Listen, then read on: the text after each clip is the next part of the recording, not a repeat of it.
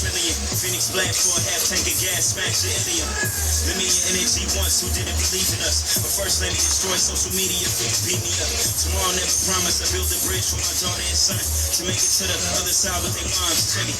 My legacy is see fruits, results of the labor. So we became a laser focused anomaly of the prophecy. People write the mightiest lines, escapes from poverty. Inside of my mind I want a lottery. Holds the most value, knowledge. The only weapon that can manipulate reality any way that you said it. Live in the present, keep the way that you think it's taxed. Still find a glimpse of the future before the finger snap. Before I turn to dust, destroy the internet. Put a legacy on the line, don't let hard times divide us. Our rise and it's what defines us. Hey, yo. If you saw the signs of the blessing that's coming, you'd understand the magnitude of the stress that you witness and keep on. Happiness can only be found in the darkest times. The best view only comes after the hardest climb. If you want to raise the bar, then from the ain't on the grind. Everything's good all the time. Yo, they say a hot dog and handshake and exchange for fair face. 6 cats in the van, traversing the landscape. Money ain't touching it like a ring. Really, it's a struggle every week in a tough position to be in. Looking like I'm swimming and got it under control. While my village goes, I'm trying on the deep end. Meanwhile, friends see me up on IG.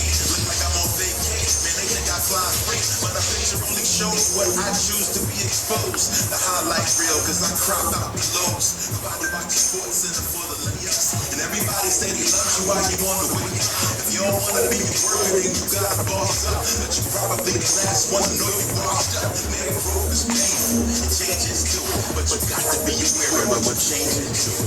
If you saw the signs of the blessing that's coming, you'd understand the magnitude. Who doesn't stretch to wonder?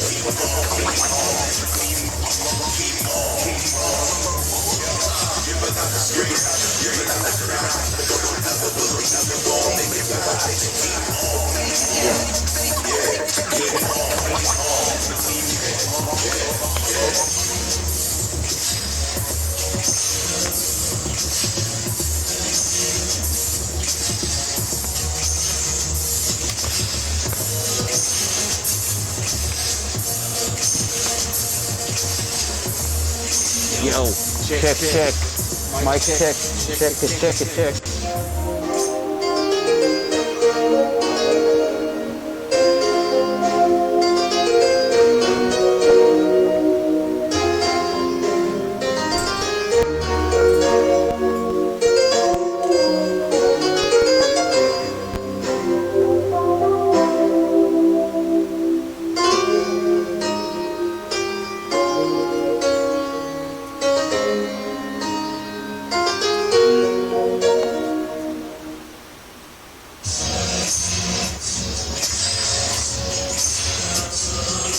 What's up, everybody?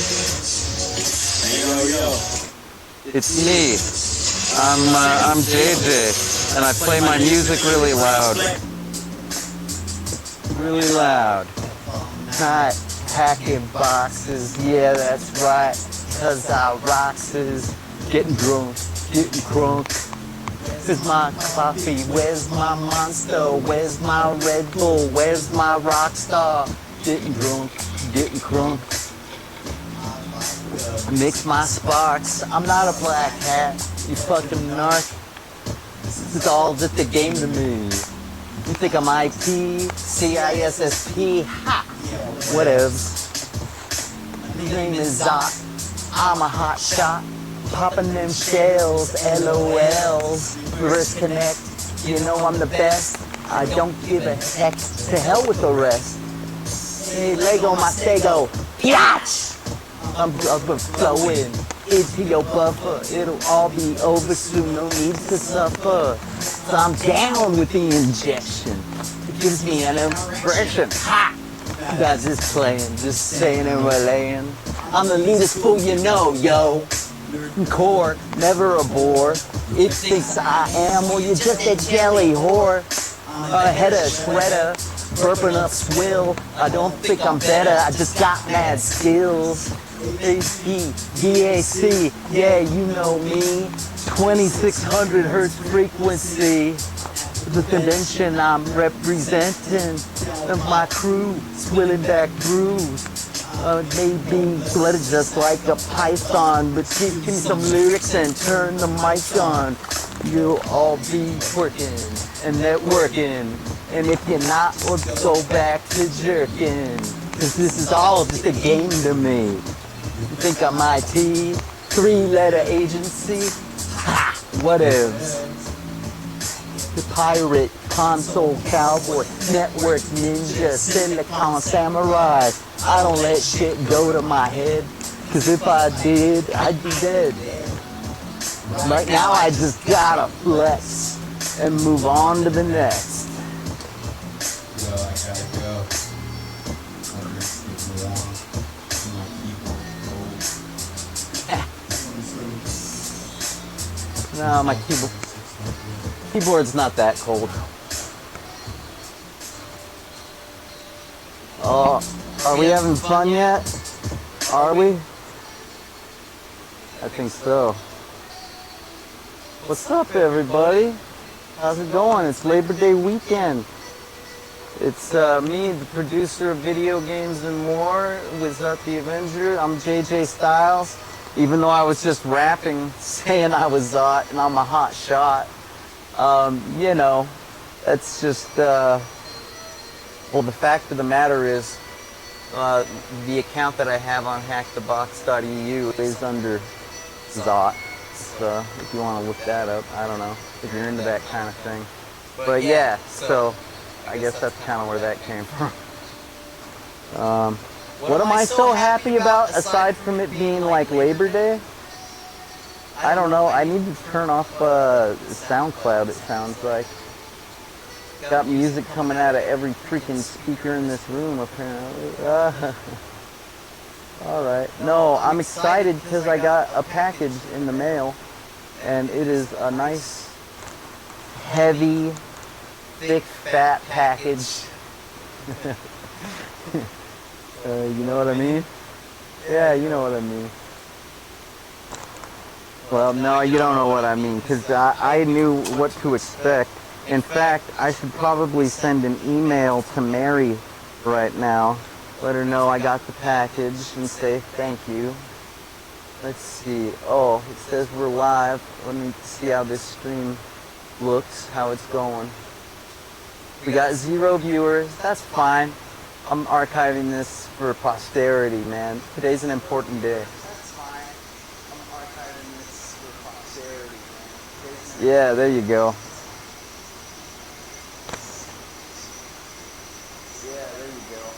Yeah, there you go.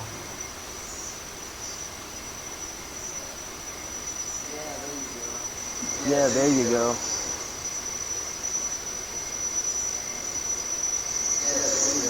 Okay, it's working pretty good. I don't know if you noticed, I'm pretty tricky these days. I got like, hey, what's up, Loco Loa? Thanks for stopping by. I don't know if you noticed how tricky I am these days. I remotely started the stream.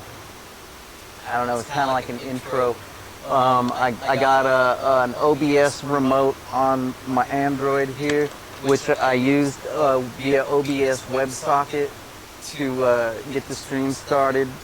And I was like playing some music over the Bluetooth all remotely and junk, because I wanted to feel good walking in with this piece of mail. Here, let's check it out. Let's open it up. I just got it, and I'm gonna share it with you because you're special to me.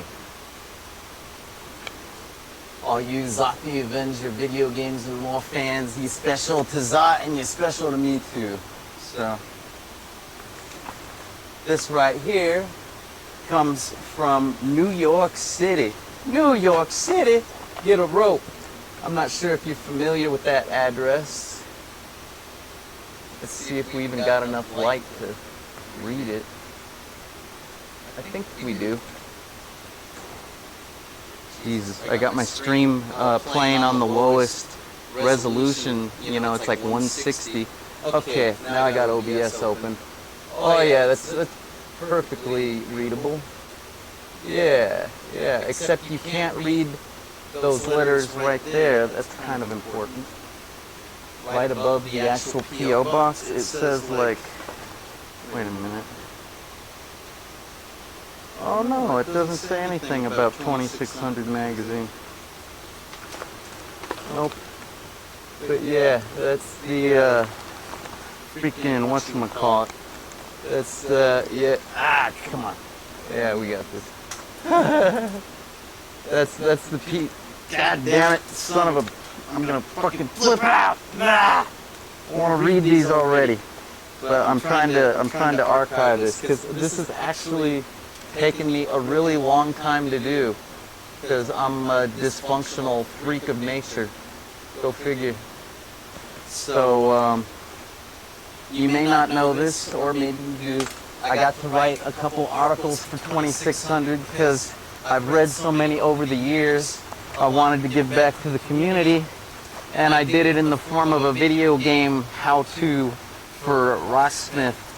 Just a real basic document on, you know, doing the custom DLC thing back when it was like, well, I don't know, Customs Forge was already a huge deal at that point, so I wouldn't necessarily say it was an underground thing to do. But, you know, I just was trying to expose the rest of the world. You know, most Rocksmith people were aware, sure, but the rest of the world, not so much. And then did like another little article on Android cell phones and how to, like, you know, get your MSL code that you sometimes need to unlock it to use on different providers, and kind of like talked about decompiling APKs, real basic stuff, but well written, because, you know, if you know me, you know I can go on at length about just about anything. So, and yeah, I picked these magazines out a while ago. That's what's in here, magazines. Yeah. I picked them out a while ago, and Mary at 2600 sent them to me, but they got sent back, returned to sender, and that was like a long ass time ago. But I've been, you know, getting Twitch funds. I mean, at least I have like 30 or 40 bucks sitting there, so I know I have like, you know, money if I really, really need it. 40 bucks roughly, thank you Twitch. And also been selling some records from Bright Idea Records, roughly about the same amount of dough. So I'm like, I'm gonna go to 2600 and get those damn magazines. I don't know if, I'm not gonna be a little bitch and be all like, hey, send me my article magazines, you owe me. I just went to the shopping cart and added the 8 that I wanted, and you know, I put a little comment in before I went to the shop. I said, hey, this is, you know, jjstyles, a.k.a. Optical Illusion, a.k.a. Zot the Avenger, just, you know, getting some magazines, send them on over. You know, I never did get to collect on my freaking, you know, author submission article, you know, because you're supposed to get 3 issues. That's your payment for submitting an article. Basically like a year's subscription, but it doesn't have to be a subscription. Like, it could either be the past 4 issues, the 4 newest ones, or it could be just like 4 random ones from way back in the day, or it could be like, you know, I guess you can use it for a subscription and get future issues. So, here it is. Yeah! You excited for me, Loco Loa? Let's see, hell yeah, Canadian. Don't know where shit is in the U.S. for general. I feel ya. One time I got to go to Plattsburgh, New York, and everything was priced like we were in Canada because we were like so close to the border. I don't know what that was all about. So we were still in America. I guess to import stuff to Plattsburgh, it was just as tricky as, you might as well just be getting it to Canada, I guess. That's why everything's like $1 more in Canada. You ever notice that when you buy a book or a magazine, it's like, I think it says on here, like, yeah, it says $8.95 in the U.S., right? I think most people are fairly familiar with this phenomenon, right? The phenomenon of, yeah, that's kind of grainy. Sorry, my bad. Come on, we can do this. We can do this, damn it. Rawr. Yeah, there you go.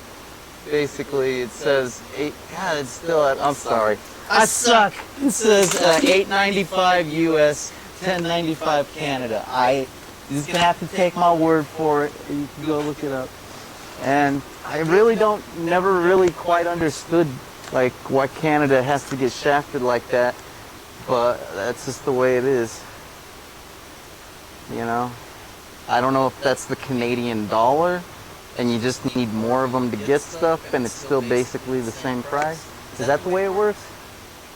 Oh, okay, so it is a little like less valuable than an American dollar, I guess. Okay. That's hard to imagine because the American dollar has really gone down south lately. Like, to get a gallon of milk used to be like $3 on average, and if you were going to get it on sale, like $2. And these days, it's always $4 or more. And I mean, $3 back in the day, that was for like top of the line Shamrock milk. You know, if you're going to get like grocery store brand name generic milk, that's always going to be like $2 or $2.50. And on special, that might be like $1.50. Yeah, now everything's basically $4 now for a gallon of milk. That's a real good example. People like to use the gasoline comparison, you know, because like, it's easy to say that's more expensive than it's ever been. It was like $5 the other month. I think it's down to like $3.50 now. You know, I don't give a shit. I ain't been driving. But yeah, so this, enough about money. I got these for free. I was gonna pay $67.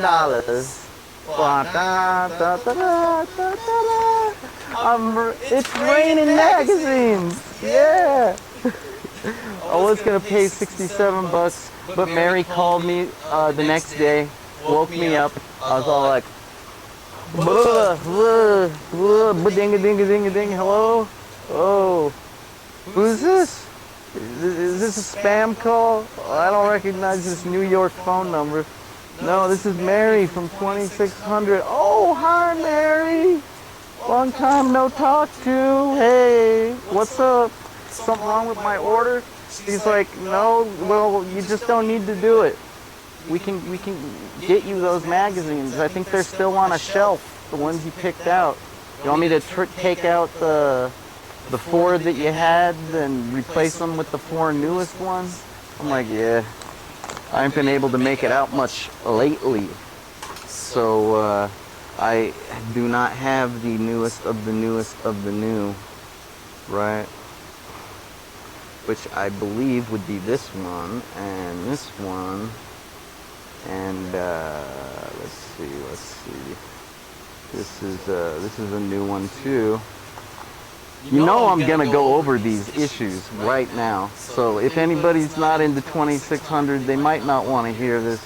But I mean, who's not into 2600, man? Give me a break. This stuff is gold. It's gold. Okay, so it looks like back to money. I'm just gonna bring it up because it looks like it was $7.95 for these 3 new issues, but for the newest issue, it's $8.95. So it just went up. And yeah, that would be volume 38, number 4. This is volume number 1. This is number 2. This is number 3. So yeah, I guess it goes in this order. All right, with this lovely pink blossoming tree. Isn't that one of those like cherry blossoms or something like that? It says hashtag stop hate written in the grass. I like that sentiment. We have the tweet bird. Let's see. I can fix this. Watch, check this out. You ought to appreciate this, I think. So yeah, it has the tweet bird up in the sky right there dropping bombs. The bird is dropping bombs, yo. Oh man. I think that's funny because sometimes birds, they do drop bombs. on my car to be specific. Yeah, that's all I noticed so far. You know, it looks like a neighborhood. We got a sidewalk, and this grass is in like a front yard of a house. And, you know, there's like a telephone pole right there, which, that's special. It's 2600. Hello. Anything telephone related is always going to be special. That's just the way it is. Hence the back page where we got our, what do we got on the back here? We got the back cover photo is a payphone. Okay, that orange thing right there. Yeah, that's a payphone. Believe it or not. I'm not sure where it's from. Let's see how much larger. I can make this even larger. I'm crazy. I really don't want to get up. I'm so comfortable on this couch right now.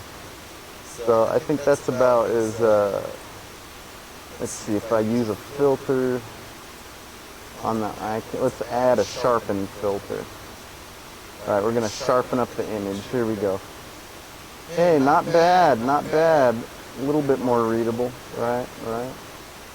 Anything else? Anything else? Hey, let's get the chroma key started. We got a blue wall over here.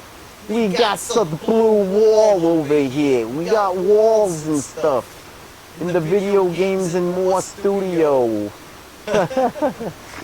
Oh man. Yeah. You know, it would be really tight now if I could actually get a camera. I don't have to get up. I'll plug a camera into the... I'll get a camera and plug it into the friggin' computer over here, right? And then I can point that at the friggin' magazine and... Whoa, bada boom, bada bing. Just like that, we'll have a much better friggin' image. Come on, light. That's really odd. Did I flick the... Oh, I flicked the switch on the wall. What was I thinking? Oh, I know what else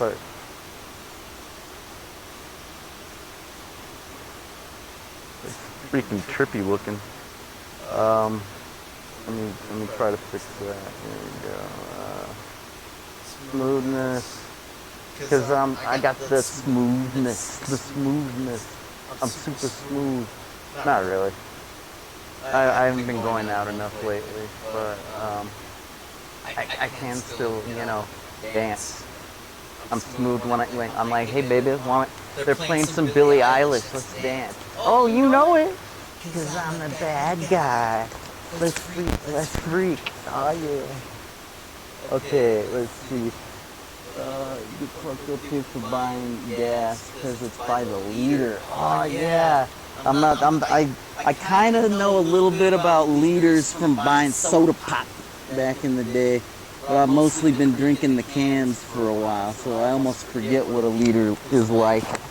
But it's pretty sizable. I think it has to do with like a pint. I think it's like 2 pints, I think. Let's see, got your, you know, it was a really uplifting experience for me personally to get anything published in 2600 because of the fact that I've been reading it for so long. Sorry, I'm getting the image back to normal. I'm gonna get a camera plugged in. But I've been reading the magazine for so damn long. Like my collection is like takes up like 2 shoe boxes, and my first issue was the one with the lady in the trench coat. Well, here, I'll just look it up on their freaking website, because it was a damn fine issue. Back in the day, okay, I was Zaki Avenger, that's right. I was like 15, 16 years old. I'd heard that, you know, 2600 was something to check out. I'd mostly been reading like Game Players, Die Hard Gamer, Electronic Gaming Monthly, Sega Sages, Nintendo Power, Wired, Internet Underground, The Net, the magazine, Playboy, when I got the chance. They have some very good articles in there, okay? should look up the one with Marshall McLuhan. That's the. If I could get a copy of that in like a physical Playboy, man, of that particular issue, that would be tight. I'd put that in a frame and hang it on the wall after I read it. All right. Anyways, 2600.com. Let me add this here to the video input junk window capture. There we go. Alright, I'm gonna put that on the chroma key. Cool. So then, what, pray tell, what issue was it? Anybody want to guess? I think you want to take a guess, Localoa? Like, let's see. I think everybody knows I'm about 40.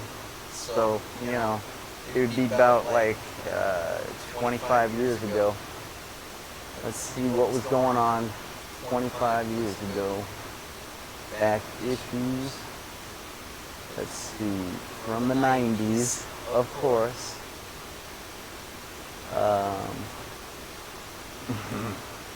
Okay, let me make this window a little more sensible. Yeah, that's better. Okay, so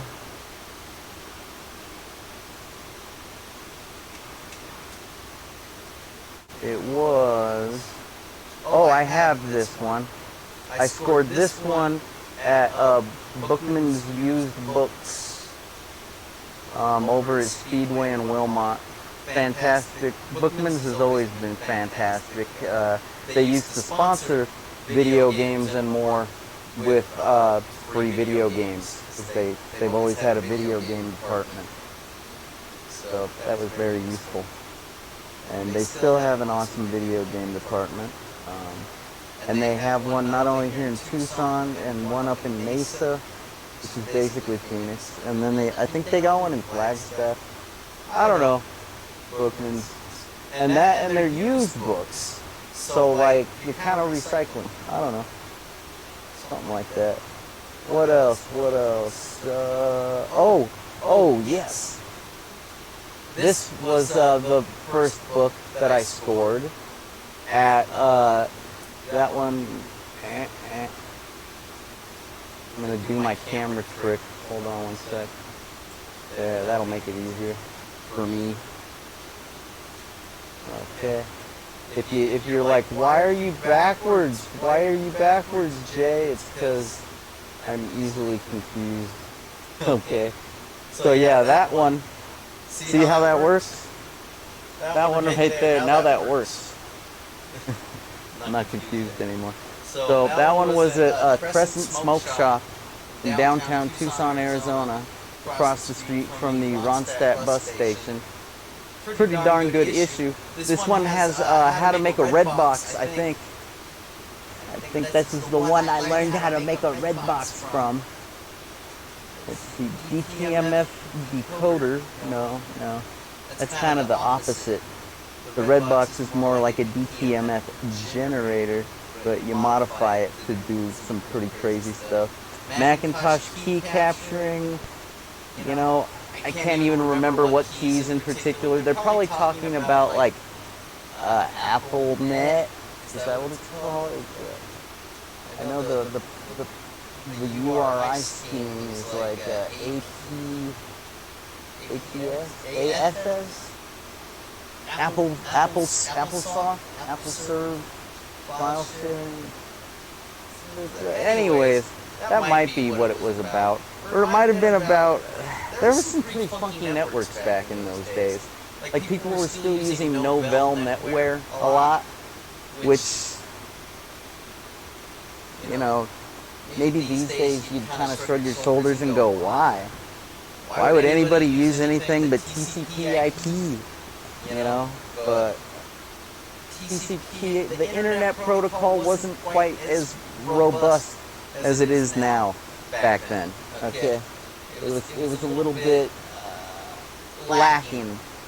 It still was pretty cool.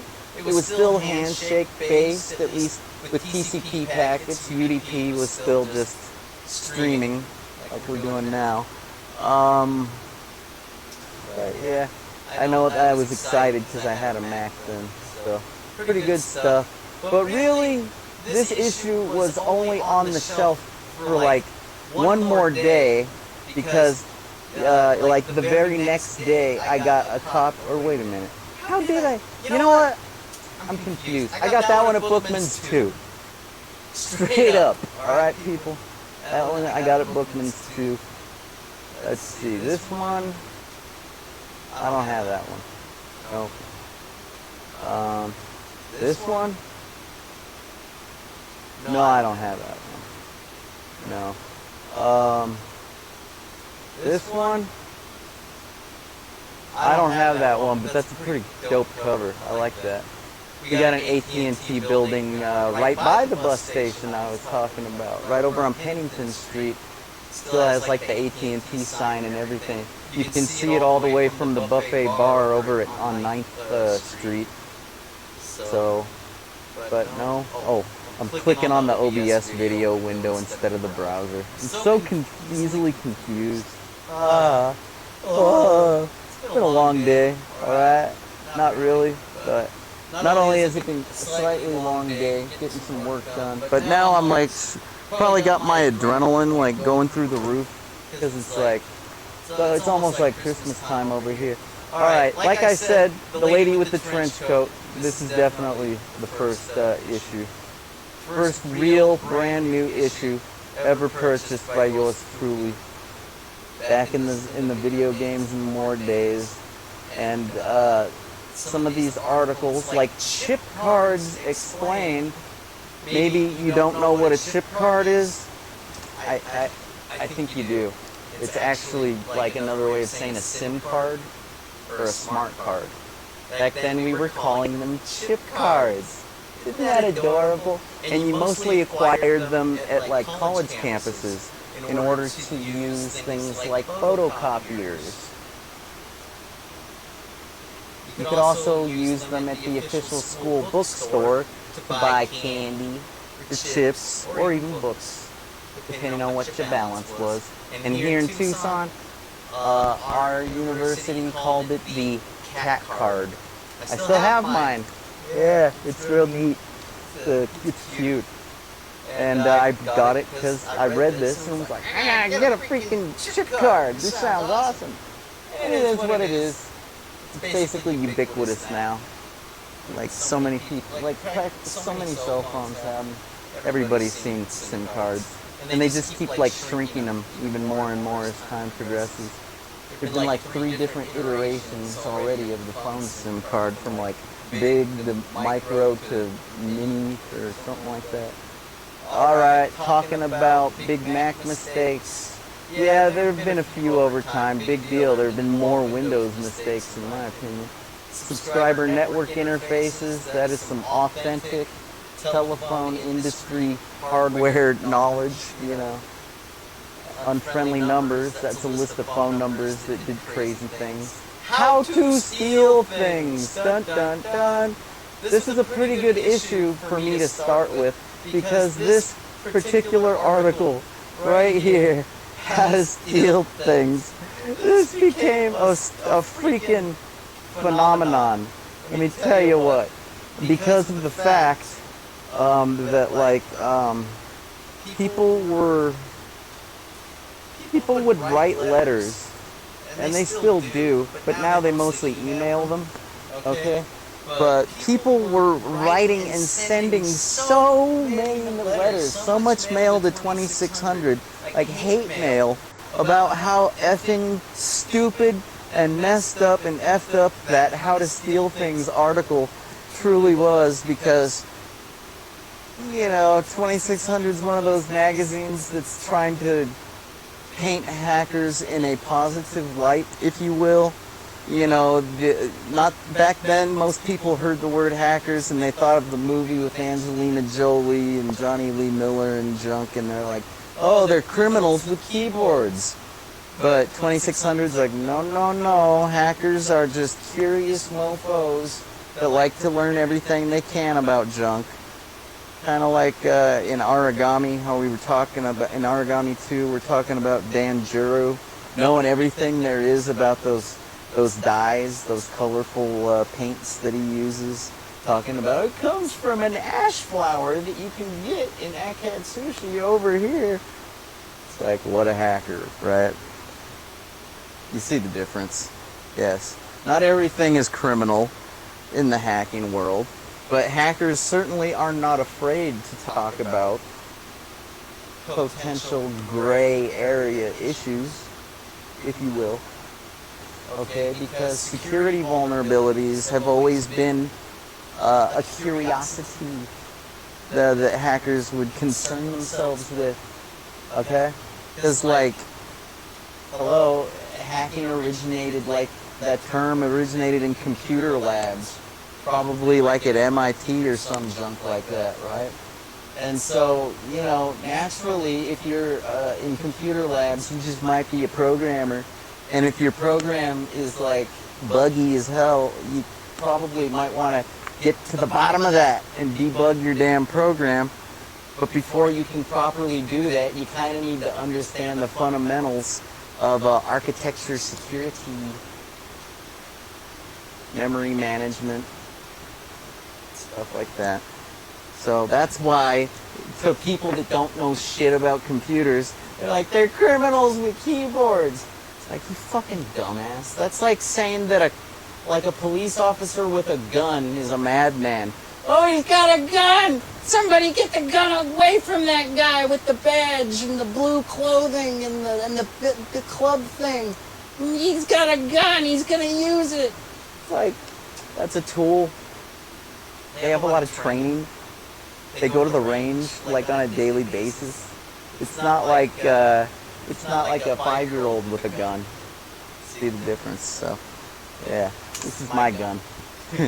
Well, and over here, this is Zot's gun. Yeah. All right. I guess that's enough reminiscing. I guess. How to steal things. Oh, social engineering via video. I recommend you Twitch people check that out, because if probably like video, right? Otherwise you wouldn't be on here. And this is one of the earliest examples of this topic. Okay, social engineering via video.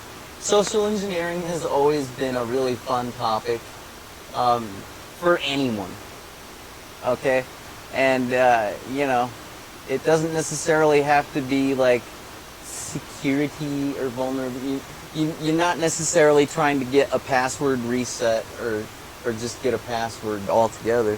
Not necessarily, all right? Sometimes do some really funny pranks, kind of like Kit Boga here on Twitch, screwing with scammers, right? And I remember when I saw the Cult of the Dead Cow, not at DEF CON 6, but at like DEF CON 7 or 8, I think they were the ones responsible for bringing a US West payphone up on stage, and it actually worked. Like the fact that they had this huge, you know, it was one of those phone booths like Superman would go into to change. Like Clark Kent would go into and close the door, and the next thing you know, spinning around, walks out dressed as Superman.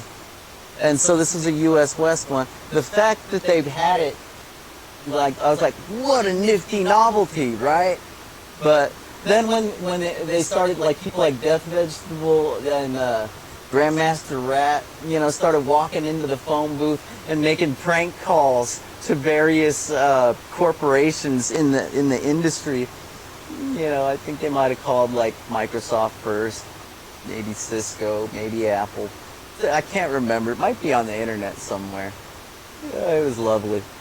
Yeah, good old social engineering via video, via telefono, and just recently, I was at a Cactus Con where I went to a 2600 meeting, and I got to meet this awesome dude. His name's slipping my mind, but I could find it in here. I'll just look it up. This dude was freaking, he was a party animal. we were at a 2600 meeting, the local one there in Mesa, and right in the heart of downtown, and you know, they got like a computer lab in there. It's like a community space. It's a really good place where they have their meetings. And but this guy, he specialized in elevator freaking. And you're like, what? What on earth? And yeah, he's the guy that did this article. Yeah, that's the guy I was hanging out with.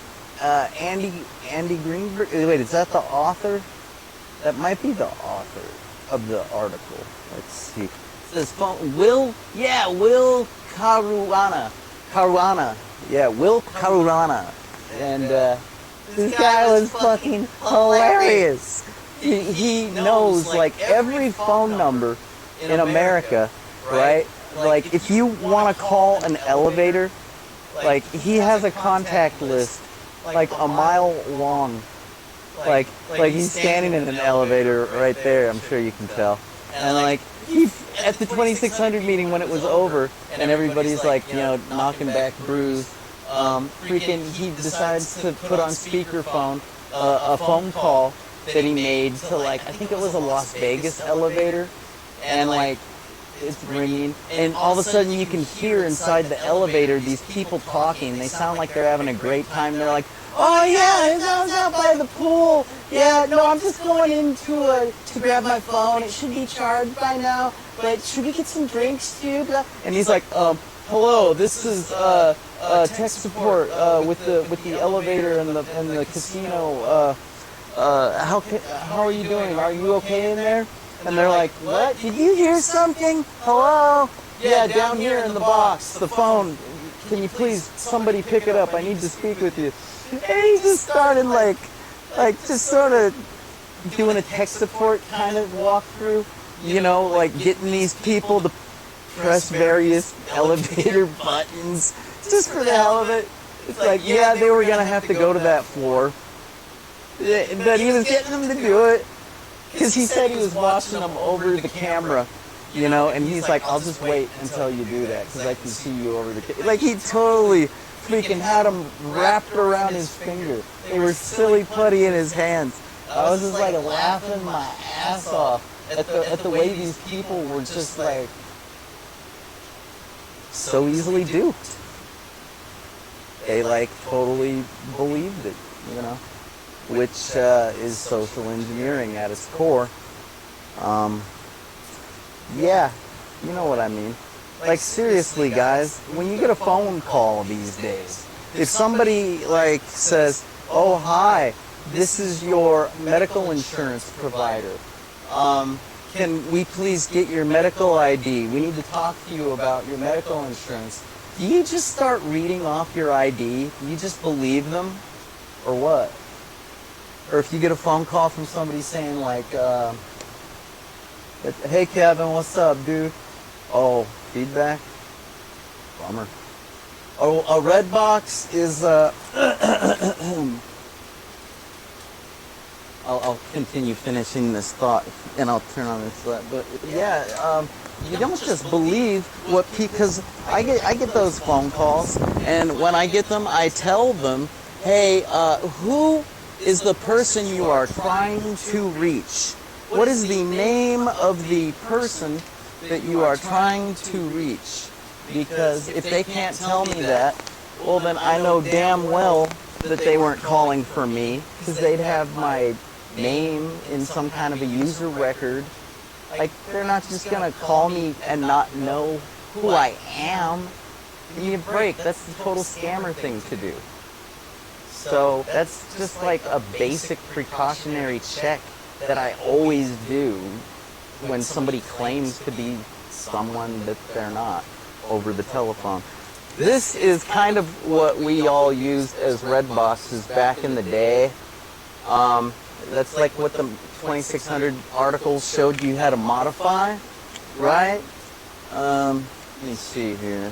Let me get this handy dandy flashlight I got so we can get a good look here. Okay. Alright. Yeah. All right. So with the yeah, you see? Oh, damn it! I guess I can flip the image around the right way for now, since I don't have to point at anything. I guess. I hope there's no audio feedback. I'm trying a new audio setup with a few extra microphones. Maybe I should just shut off this one, and we'll see how that goes. So now we'll see if you can still hear me. Anyhow, yes, back to the red box. Why is it called a red box? It's like you're probably thinking, gee, that doesn't look that red to me, right? Well, technically, I guess there's like kind of like a red LED, kind of like an indicator to let you know it's powered on, right? And like essentially what this was it was a tone dialer, which is commonly referred to as a white box, because a tone dialer is such a generic thing, and white is such a generic color, you see. And that was the little contact list where you could like write down, you know, what numbers you have stored, you know, because like it's basically just a keypad, right? You got your DTMF, digital tone multi-frequency keypad, and here in America, or dual tone, excuse me, here in America it's a dual tone. Up in Canada, last time I checked, it's more of a single tone single tone frequency, because I got to hang out with the Hack Canada guys at DEF CON 7, and I learned all about it from Cyborgasm, who was kind of like the leader, even though they didn't really have a leader. Got to party with the Question and the Clone and Semtex, who made an awesome Palm Pilot melting program that would overload the Dragon Ball processor and make the processor in a springboard Palm Pilot knockoff just freaking overload and melt. It's like the damnedest thing I'd ever seen. He actually was doing it to people there at the con, melting their... They were willing to let him do it. And they were like, son of a bitch, he ruined my springboard. My visor. Damn. Well, you said you could. You proved you could. You're badass, Syntax. He's just like, yeah, I know. We're negotiating with 3Com and stuff right now with Palm, with US Robotics or whatever. So this is the storage. You had a priority. These were basically your speed dial slots. You got to have like 3 speed dial slots on the top, and you programmed them using these buttons down here on the bottom. This one is the memory button, this one is the pause button, and this one is the cancel button. Right, in case you screwed up, like you got a digit wrong. You're like, I'm gonna input 520 Army PAP. Oh no, it's Army TAP for Video Games More Hotline. Cancel, cancel. So, pretty practical device for a person that's on the go and wants to always have a contact list with numbers. Like, we didn't have cell phones back then. So this was like the way to have a contact list.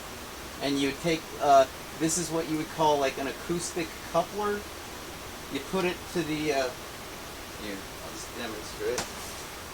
Might as well. Okay. You just sort of like take a standard telephone headset, like one you'd find on a payphone. And you just sort of take that rubberized speaker thing, put it to the mouthpiece like that, and da-da-da, you push your button, and you dial your number. Pretty nifty, right? Everybody thought so. Anyways, but the thing is the reason why it works is because of this thing right here, this crystal, as they call them. See that big old square? That's a big old metal crystal. I think, and funny thing is, the last letter I wrote to 2600, I was trying to remember like what these come with, It's something like a 3.5 something or other megahertz crystal, you know. But the red box crystal that you have to get from DigiKey or Fry's Electronics or what have you, it's a 6.5536 megahertz crystal, roughly. Okay, so, and when, of course, when you put that, when you desolder that and then put in the 6.55 one, it kind of raises the frequency, so the tone gets higher. Again, it's like, it goes from do do do do do do do like a phone to beep beep beep beep beep beep beep beep beep beep beep beep. And the reason why I'm doing multiple beeps is because that's what you tried to program into the speed dial in order to make a well, one little beep. I think it was either the star or the pound when it had the 65536 megahertz crystal in there. It was like one little tap was a nickel. Okay, 2 little taps is like a dime, and 5 little taps is a quarter. Okay, literally that's what you could do at a payphone. Kind of like that movie War Games with Matthew Broderick, and also like that movie Hackers, where, you know, the Phantom Freak, the King of 9X. I know you play the game. Yeah, he has like a micro cassette recorder that he's playing into a payphone at one point. And, you know, everybody liked to talk smack about that scene in the movie because, you know, anybody worth their nickels in red boxes, they knew that you couldn't red box with, you know, analog media, really. It just wasn't high fidelity enough, right? But I paid attention when I watched that movie, Hackers, and I could tell that he wasn't really doing red box tones. I think he had like a regular old PIN card number programmed in. You know, basically DTF, digital tone multi-frequency, you know, numbers. Because that was the other way that people usually got phone calls back in the, made phone calls back in the day, was, you know, phone cards. Whether it be a prepaid phone card, and, you know, funny thing is, I actually have an old, well, I'm going to try and demonstrate that in a second. If I could, I flung it over here somewhere. But yeah, they had the prepaid phone cards back in those days. But also, there were people that would get phone cards directly from the phone company, whether it was MCI, Sprint. Like that was basically the way Sprint started. It was as a long distance alternative to Mobile, you know, provider of types, long distance provider, and it's a pretty good way to get started in the telecom industry back then, you know. These days, just about anyone can get started in the telecom industry by setting up, I think it's like a CLEC, you know, because we have the voice over internet IP stuff going on, and a lot of the hardware can actually interface with SS7, which is a pretty big deal. Like if you go into, I'm trying to think. You know, whois for looking up domain names, like .coms, like whoisgoogle.com, like that. But like, there's a lot of subdomains. Like, it's not far-fetched to believe that Google might have a subdomain like ss7.google.com because of the simple fact that they do have Google Voice. They are involved in telephone, you know, telecommunications operations, if you will. So, hypothetically, they could have ss7.google.com. I haven't tried it, but that's a common subdomain for people that are actively a part of the, basically the new Sprints and MCIs of the world, if you will. I'm almost done with this topic, but I just have, I'm going to see if I can maybe find that phone card. I flung it somewhere, man. I think I was like pretending I was David Letterman. I'm like, yeah, we got a really good shoe. Let's fling a pencil. I'll fling my ancient freaking phone card. I don't know what the hell I was thinking. I'm crazy. Fucking crazy. It's just normal. No big deal. Having fun. Crazy can be fun. It's usually fun. Oh. Trying to find this epic,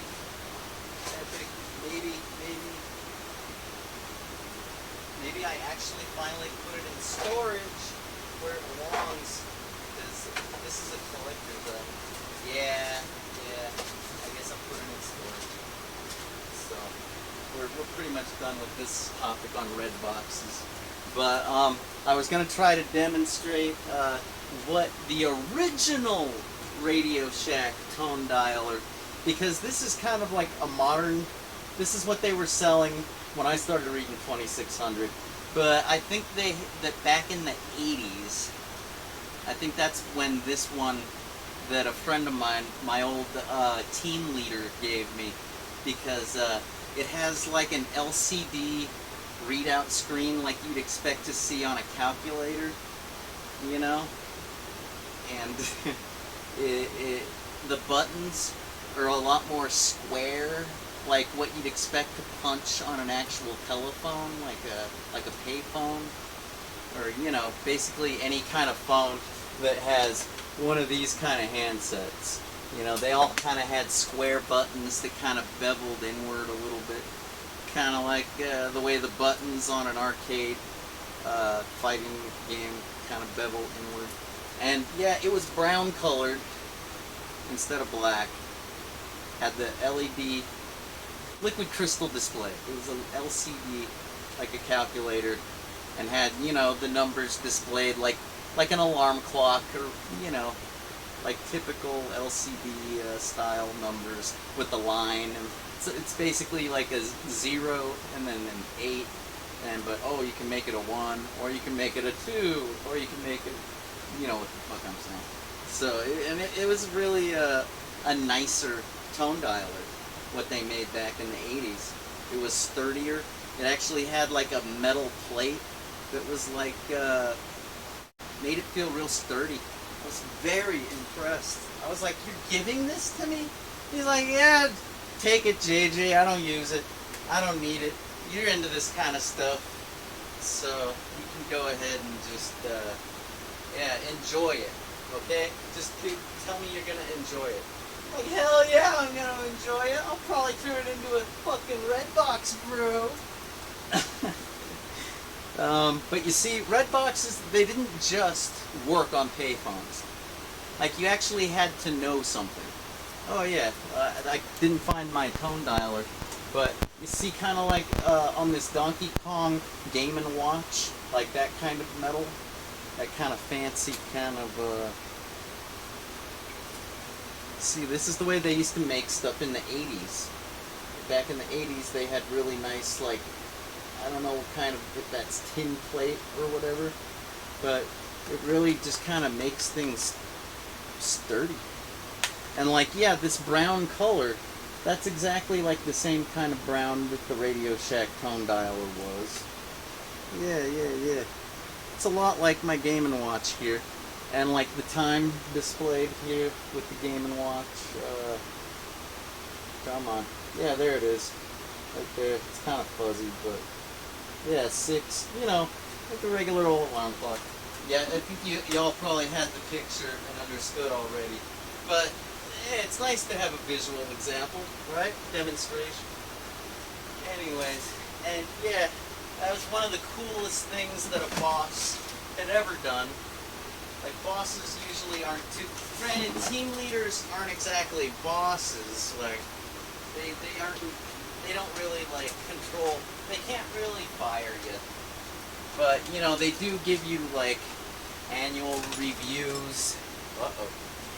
They give you your annual review, and, like, you know, if you need help, like, if you need to escalate a really troublesome problem, you know, like a customer that's, you know, I don't know, having a really bad problem that you can't handle, either because you don't have access because you're a lowly tech, you know, and you need the supervisor level access, or whether it's just because it's a really hard, difficult thing that you've never done. And my team leader, Troy Ireland, he like worked for Microsoft at their call center. They called it King.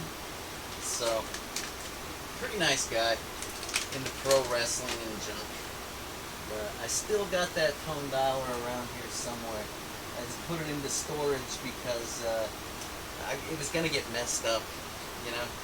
I get like crazy up in here. I'm like throwing guitars around and throwing controllers around, and sometimes I'll leave a soldering iron plugged in and it'll just like melt things, and you know, maybe I'll spill like a full-size drink all the way up to the top. I'll just spill it on whatever's there.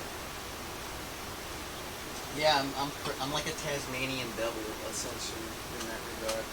But those are two of the colored boxes, you know, white boxes, red boxes, and maybe you've heard that Apple Computer kind of got its start in the industry, the computer and electronics world. They got their start by selling, oh yeah, in the capitalism world. Like they'd already been in the electronics and digital computer world for a long time, since they were little kids growing up in the same neighborhood. Like I read in iWoz, which is Steve Wozniak's autobiography. He recounted a story of how they set up a telephone network. These little kids, little 12-year-old, 10-year-old kids, they set up a telephone network for their neighborhood so they could communicate with each other after school and after dinner, you know, maybe help each other with homework or just goof around and tell jokes. But this wasn't like a string and cup operation. Like, this wasn't like no Dixie cup hooked up to a piece of yarn. This was like a freaking telephone switch with like actual like you know, telephone wire, Cat 5 and RJ11, you know, like pretty serious little hacker dudes. And the blue box was what they kind of grew up and started to manufacture and make money off of, because it turns out that well, the blue box, it allows people to make free phone calls, much like the red box did. Okay, of course, with the red box, the way you did it, you'd walk up to a payphone, and if you wanted to dial a local number, you had to input a special 5-digit code. I think it was like 10755, I want to say. And then you could enter your local number, but include the area code. So you wanted to do the whole freaking 10-digit number, right?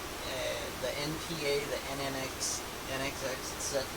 And it would then have an automated operator come on and say, please deposit $3.25, please, for the first 5 minutes.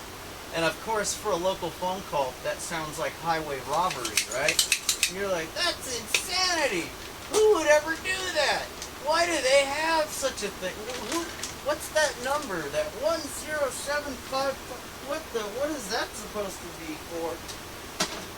Well, essentially, it's for linemen to be able to test the damn payphone and make sure it's actually functioning. That's really what it's for, okay? So it's really just a special code that linemen use that nobody's ever supposed to really know. Of course, it leaked out, but no, you know, I was making a lot of local phone calls because I didn't have a whole.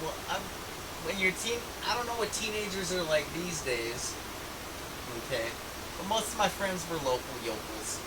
When I started going to DEF CON, I guess at 16, 17, started to make out-of-town friends, but like, and started going on tour with my band right around 16, and we kind of like book tours using the beep beep beep beep beep beep beep beep beep beep.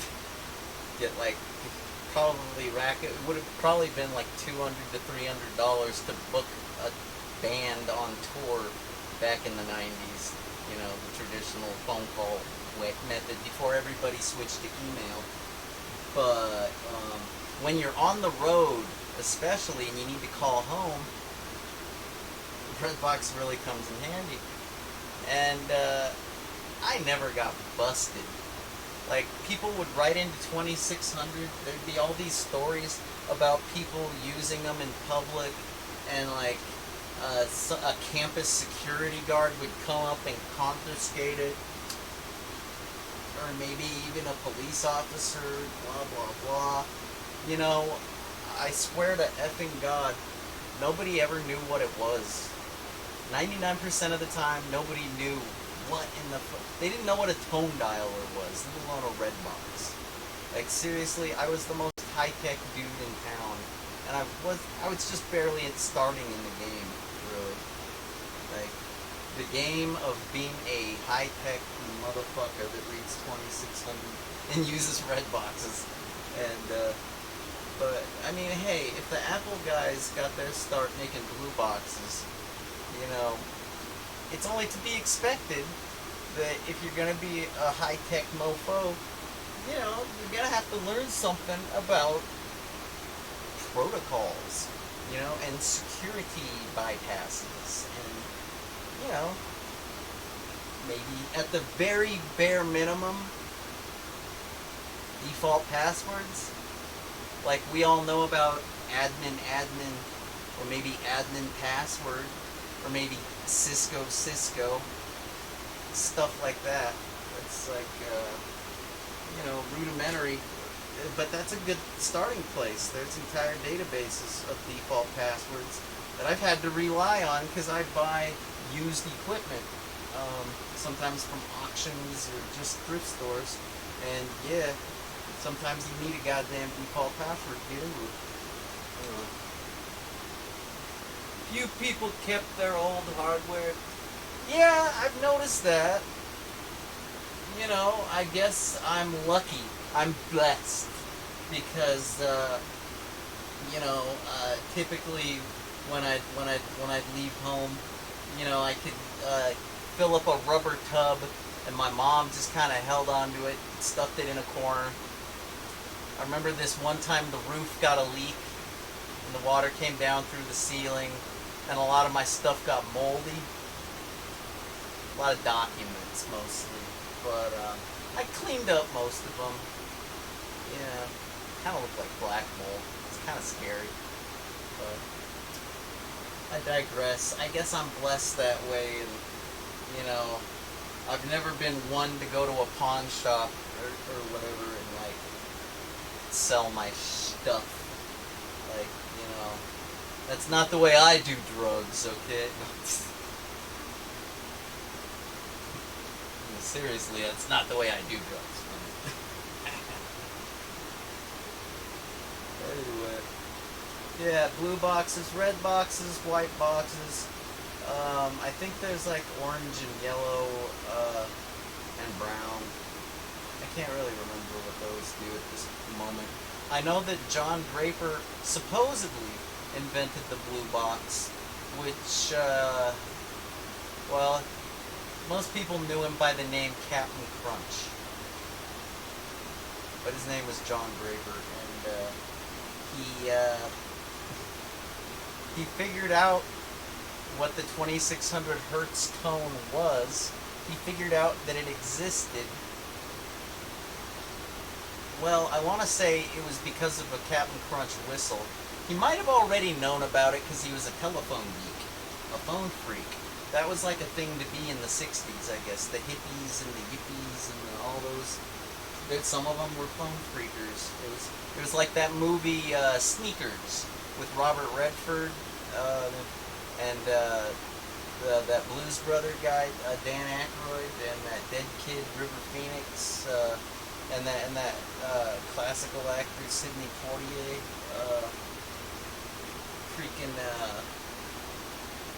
What am I trying to say? I'm trying to say, like, their opening scene in that movie for Sneakers is based in, like, the 60s. They're in their college laboratory, you know, making long-distance phone calls to banks to transfer funds from the Republican GOP, basically, transfer money from their fund to the Black Panther Party, and right arm, farm out, etc., etc. That was what it was like. I wasn't alive, but I can imagine that's what it was like. It's like a pretty accurate description. And then there was a little bit of phone freaking and war games, which we already mentioned. But so maybe Captain Crunch already knew what 2600 hertz was, but at some point he figured out that this little blow whistle, they go,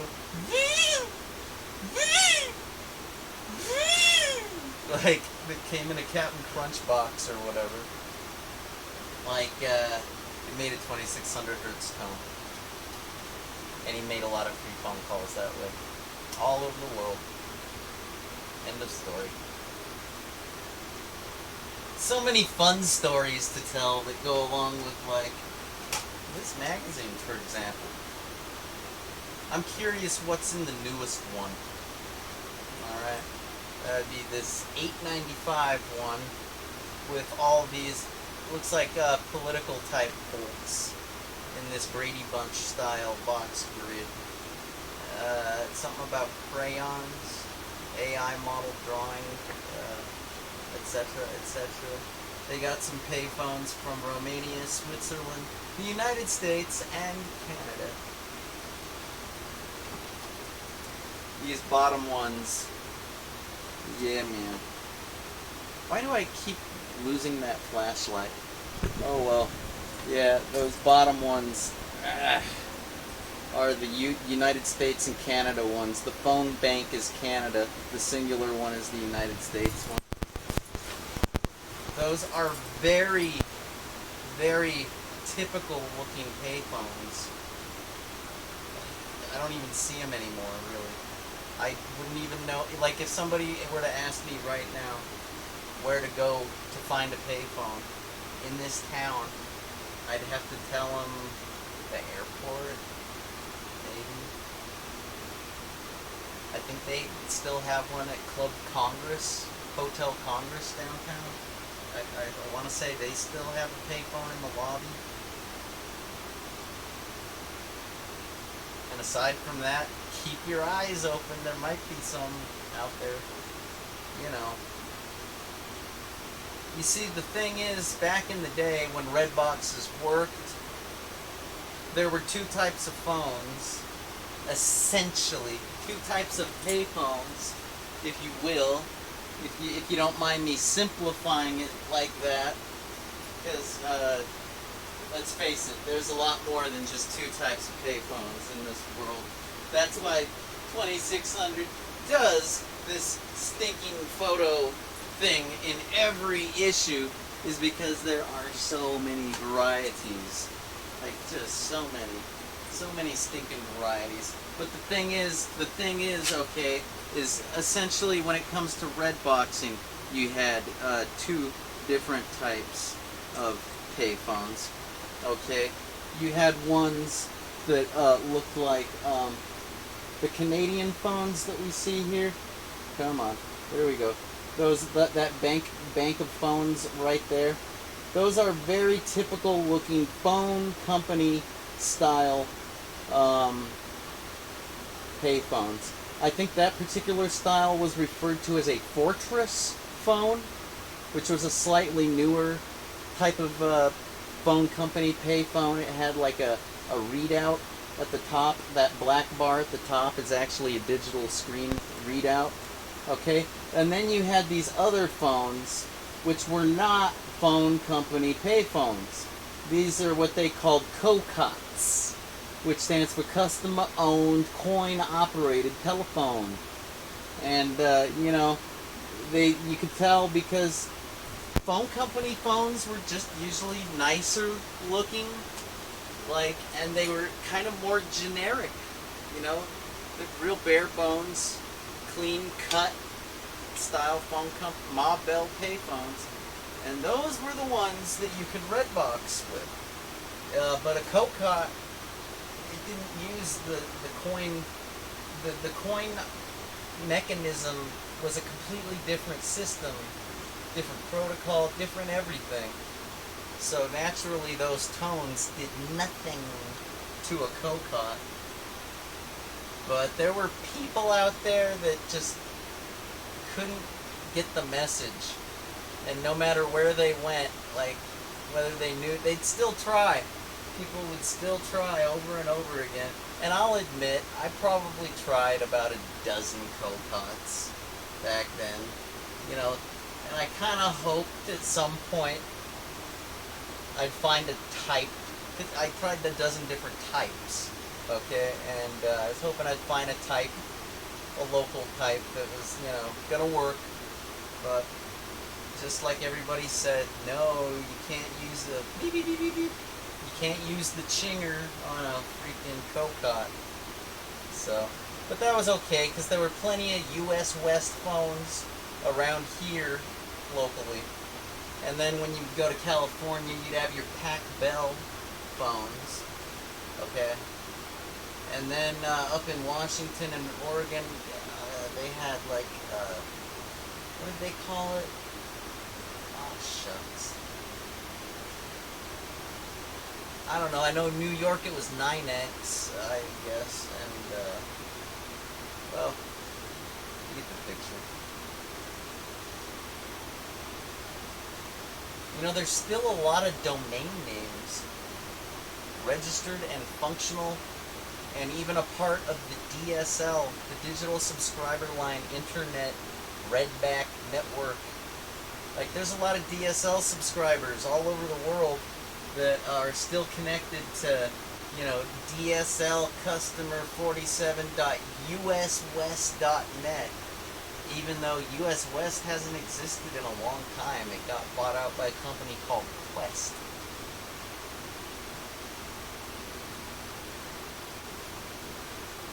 Interesting thing. But wouldn't they retire those domain names? Like, why do they keep them going? Why do they keep them registered? Why don't they just do one big move and get everybody onto Quest domains? Are they? Maybe they're paying homage to their forefathers. They're like, we're really big fans of US West. That's why we keep our customers on their domains. Doesn't seem likely, does it? I don't think so.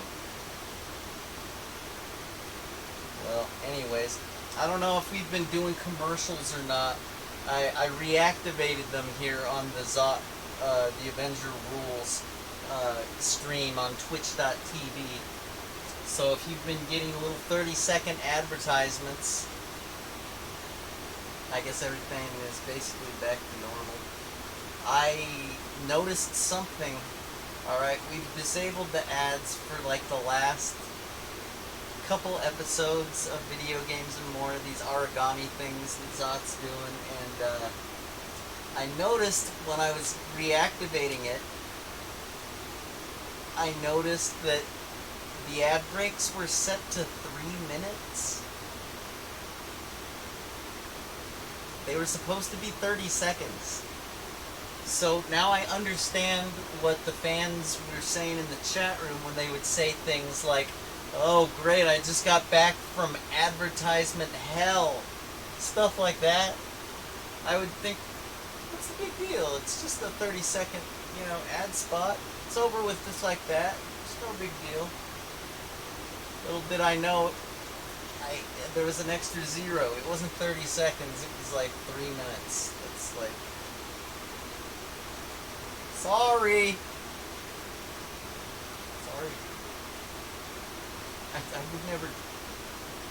I'd never do that. I'd never put you through a 3-minute advertisement bonanza like that on purpose. That was a total accident, and I bow down. I humbly apologize. I'm sorry. I mean it. Okay. So, my bad. Glad I remembered to say that. I mean, that's a lot of fucking ads to have to endure. Jesus Christ. I'm surprised there's still any fans. I'm surprised they didn't all just migrate to some other public access TV show that's been in existence for 25, going on 30 years.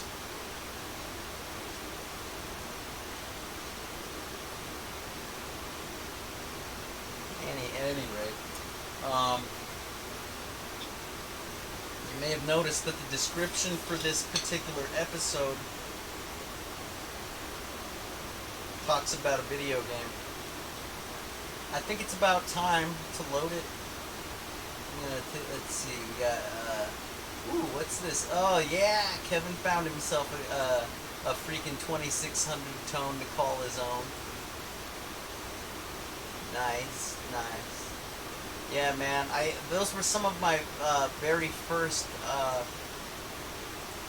computer underground HPVAC applications were from the Whack Mac archive made by Space Rogue from Loft Heavy Industries, who made Loft Crack and had Dr. Mudge go and speak in front of Congress about taking down the internet in less than 15 minutes. But this particular Whack Mac archive had some phone tone applications. It was basically like an archive of phone tones. And those were some of my, I was like fascinated. I really dug them. They weren't really that useful for committing crime or anything, but I was just like, why do they make this stuff? What is this supposed to do? Like, it seemed like a really curious thing that, like, these boxes that do bad things are so well known and talked about. Like, I was just like, does that make sense? Should I know about this?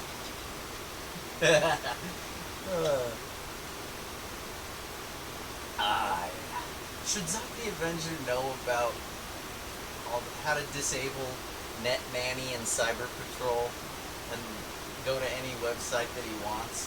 Isn't he the age type of person they want to keep under control and not going to 2600.com? Alright, but if you guys appreciate all this old school computer talk, you might just appreciate this here video game, because this here video game is based off of a classic that you may be familiar with. I became familiar with this game a long ass time ago, but I didn't actually finish this title until I got a free copy from GOG.com. The copy called Beneath a Steel Sky, otherwise known as Bass. But this is Beyond a Steel Sky, which, this has a really long intro, and I feel like I could use a break, and this is a good opportunity to take one. It has a great opening. Yeah, man. It's pretty freaking groovy. Let me make sure that the audio is going to work.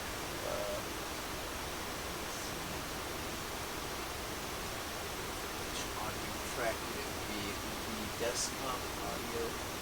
That's oh, okay.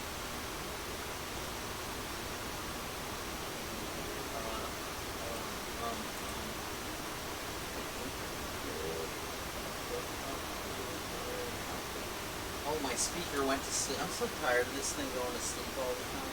Wish I could hack it and make it stay awake. I need to caffeinate my speaker. That's what I really do. Okay.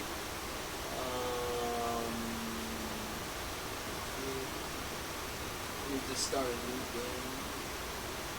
Overwrite the existing. Yeah, we're doing a new game. Developer content? No, we're not doing that yet. Not yet.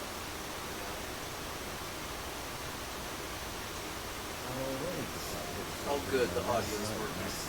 We're taking a break, and you can watch this. It's pretty badass. Oh crap! I'm screwing up already.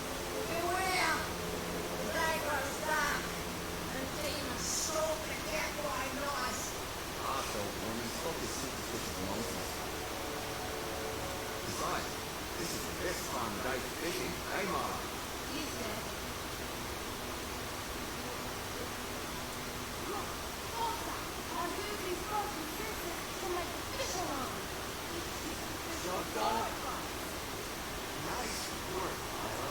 change the OBS. This isn't right. This is so weird, you guys. I'm sorry, I'm gonna have to restart this. This is so not right. Oh my god. I'm totally noobing out over here. Ah. No, no, no. Stop that. Just stop. Okay? It's not cool. I don't know what the hell is wrong with my OBS, but this demonstrate.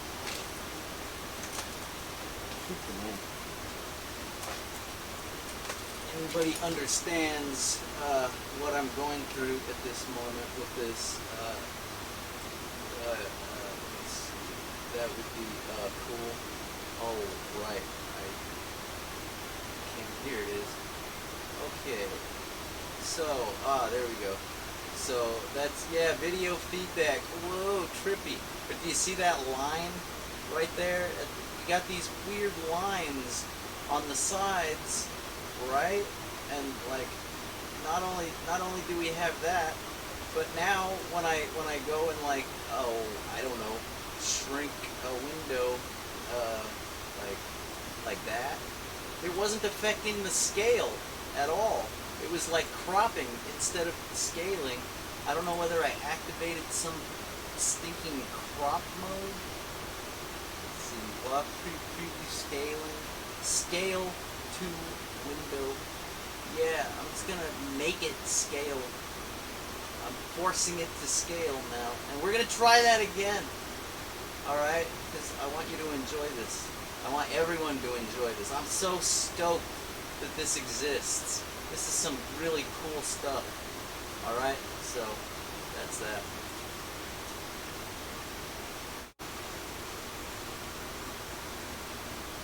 Alright, I think it's the right size now, folks. I think we did it. I think. Let's see. Docking my windows here, or docking my docks, and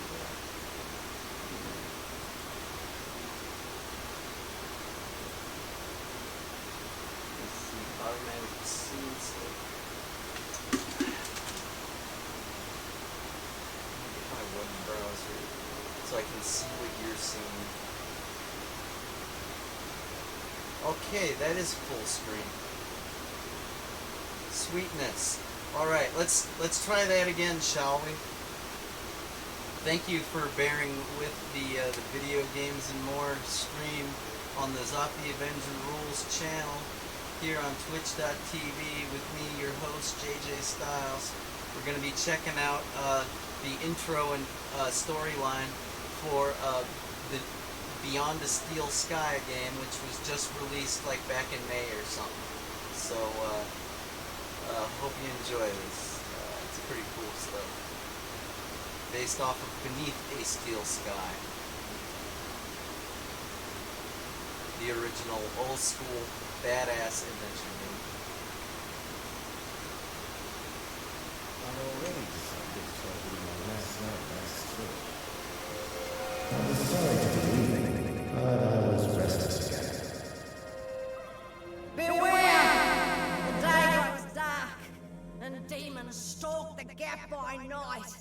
Harsh old woman, stop your superstitious nonsense. Besides, this is the best time of day for fishing, eh, Marlo? Yes, Dad. Look, Foster! I use these broken sensors to make a fish alarm. It detects the fish before it bites. I use these broken Nice sensors work, to make Milo. a fish alarm. It Milo detects was the fish just like before it me as a bites. boy, and the tech skills I'd taught him would help the village after I left. Just like me as a boy. Do you really have to go, Foster? How can we ever pay you back for all you've done? It's been my pleasure, You really Max. have to go, One of Foster? Anita's How pies can we will ever be pay you payment back enough. for all you've done? It's been my I owed the pleasure. Gap folks so much. One of Anita's My pies first will tribe be payment fostered me when I was orphaned all those years ago. They taught me how to recycle tech scavenged from city dumps. Soon, I even built myself a playmate. I'm your friend. Call me Joe. Joey. I'm your Joey and I were always together. As I grew, I upgraded him. He became the best friend I ever had. But then, Foster! Foster, wake up! The sensors detect a fish! Foster, it's a big one! What the? it was no fish. Max, keep back! Marlowe! Dad! What are they? Max! Marlowe! Drop him, you... Dad! What are they? Dad! Foster! Help me! Help me! Dad! Foster! Help me! Milo had gone. Help me! The machine, too. But its riders had left something behind. Max? Milo had gone. Milo? The machine, too. But its riders had What's happened, Foster? Where's my son? Max? Max? Oh, no! What's happened, Foster? I told them there were demons stalk in the dark. The stalker that attacked us was a machine, not a demon. Stalk in the dark. Please, Foster, I don't understand. What happened? I told Anita everything I could, though I knew very little. I don't understand.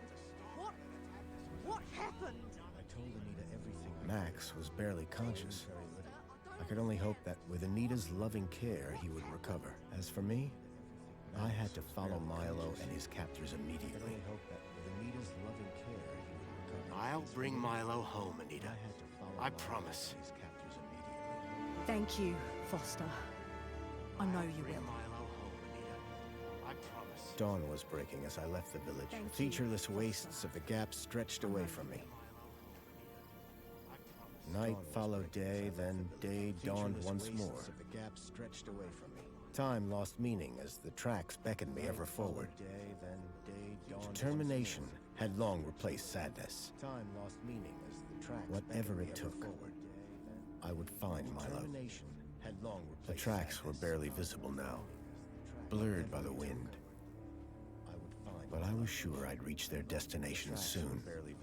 Then I saw the thing I feared the most approaching. Sandstorm. I battled forward, but now could only guess that my direction was correct. I decided to save my energy and sank into an exhausted sleep. Maybe the old woman was right. Maybe demons did stalk the gap. For as it shrieked and thundered around me, the storm brought back my nightmare once more. Union City security was attacking. As my tribe screamed in terror, I salvaged Joey's motherboard. Taken captive, I couldn't save my village. But I survived when the security copter crashed, entering Union City. On the run, I soon got Joey working. Upgraded yet again, he helped me overthrow the evil that ran the city. As I left, I told him to make the citizens happy. Union City was no place for me. I wanted to be where I could do most good, helping the scattered people of the Gap. I woke to find the storm had passed, helping the scattered people of the Gap. But not without finishing its cruel work. The tracks were gone. I was lost, and so, I feared, was Milo. Then, I heard them. Gang birds, scavengers, and in this wasteland, that meant only one thing: people. Scavengers, and in this wasteland, that meant only one thing: people. Scavengers, and in this wasteland, that meant only one thing.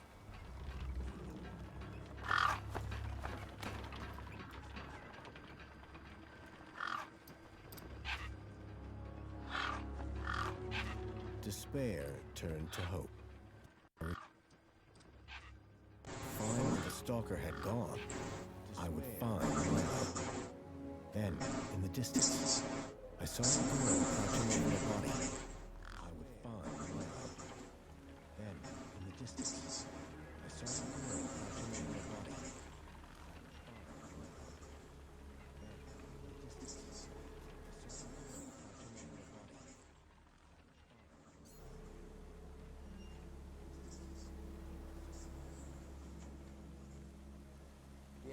Yeah, I'm still here.